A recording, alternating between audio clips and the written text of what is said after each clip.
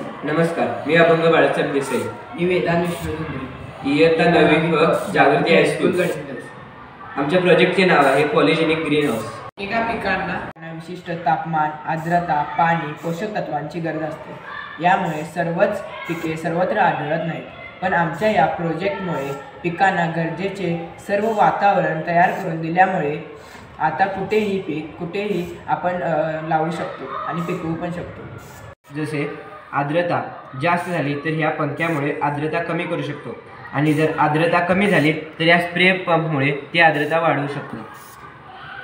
बरोबर, जमिनीमध्ये पाण्याची पातळी कमी झाली तर ही मोटर ॲटोमॅटिकली सुरू होईल. तसेच पाण्याची पातळी जास्त झाली तर ही मोटर ॲटोमॅटिकली बंद होईल. तसेच पाण्याचे तापमान देखील नियंत्रित करू शकतो. त्याचबरोबर आमच्या या प्रोजेक्टमुळे वातावरणाचे तापमान देखील नियंत्रित करू शकतो. समजा तेथील तापमान कमी झाले तर बल्ब पेटतात व तापमान वाढीस होण्यास मदत होते.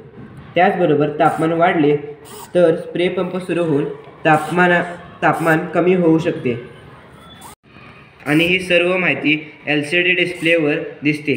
यात आपण तापमान, पाण्याचे तापमान, जमिनीतील पाण्याची पातळी इत्यादी गोष्टी दिसू शकतात.